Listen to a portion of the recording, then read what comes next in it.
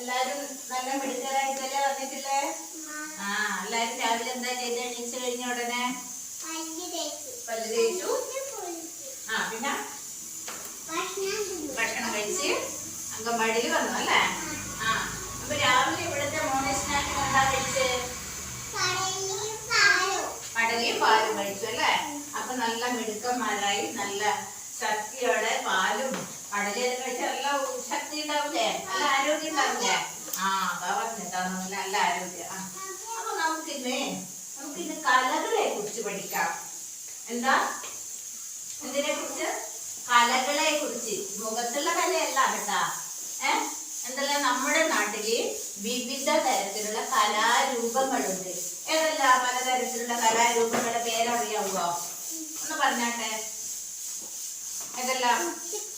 കുച്ചിപ്പുടി, പിന്നെ കഥകളി, പിന്നെ അതെല്ലാം ഉണ്ട്. ടീച്ചർ ഒന്ന് ഇത് കാണിച്ചു തരാം. കണ്ട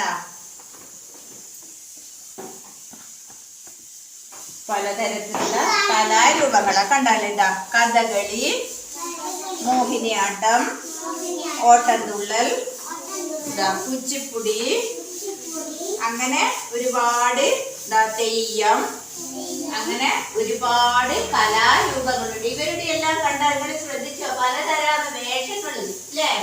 വേഷങ്ങളെല്ലാം പലതരല്ലേ? മുഖ്യ കഥകളിന്റെ മുഖത്ത് എന്താ നിറം?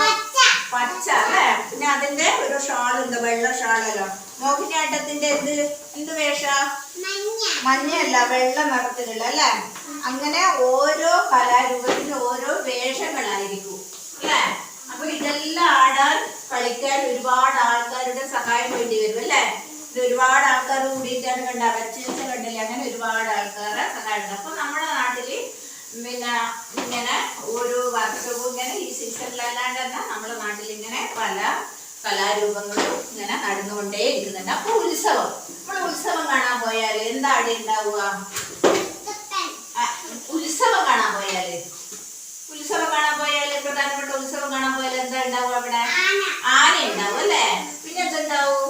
ആനക്കല്ലുണ്ടാവും, നെറ്റിപ്പട്ടുണ്ടാവും അല്ലേ? പിന്നെ അതിന്റെ മുകളിൽ ആരുണ്ടാവും? ആനയുടെ ഒരാളുണ്ട്. അതിന്റെ മുകളിൽ എന്തുണ്ടാവും? കൊടയുണ്ടാവും അല്ലേ? പിന്നെ കൊടയിട്ട് എന്നിട്ട് നല്ല വെഞ്ചാമ്പൽ, നല്ല കൊടയായിരിക്കും. സാധാരണ കൊടയല്ലല്ലോ അല്ലേ? നല്ല മുത്തെല്ലാം പിടിപ്പിച്ചിട്ടുള്ള നല്ല കൊടയായിരിക്കും. അപ്പൊ ആ ഉത്സവത്തിന് ചുറ്റും എന്തൊക്കെ ഉണ്ടാവും? വേറെ എന്തുണ്ടാവും?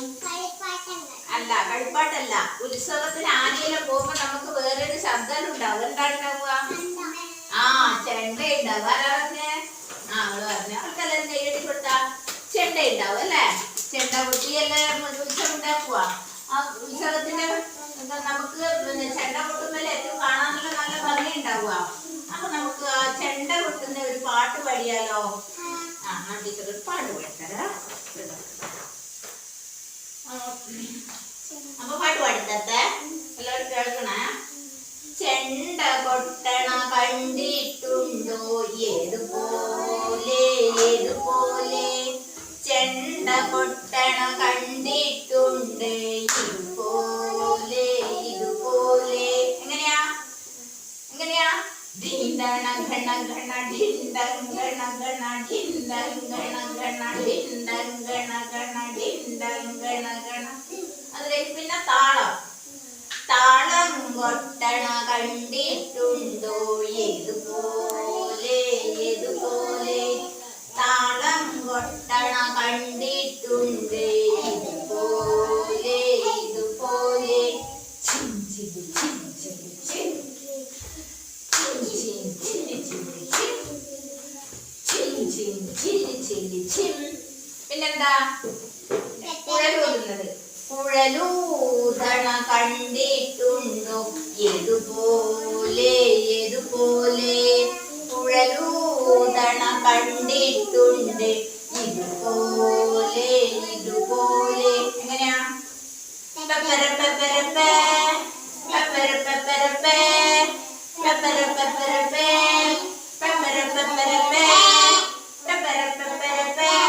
പാട്ടിഷ്ടായോ? നല്ല പാട്ടല്ലേ? ഇതൊക്കെ നമ്മൾ ഉത്സവം കാണാൻ പോയാൽ കാണാൻ പറ്റും നമുക്ക് അല്ലേ? അപ്പൊ ഈ കലാരൂപങ്ങളിൽ നിങ്ങൾക്ക് ഇഷ്ടപ്പെട്ട കലാരൂപം ഏതാ?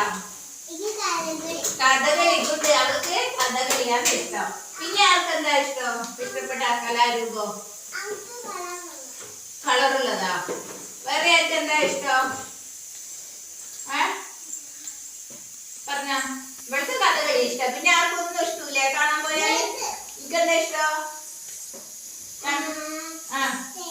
തെയ്യം. അതാ മോൾക്ക് തെയ്യാവും ഇഷ്ടം. തെയ്യം നല്ല രസം ഉണ്ടാവും അല്ലേ?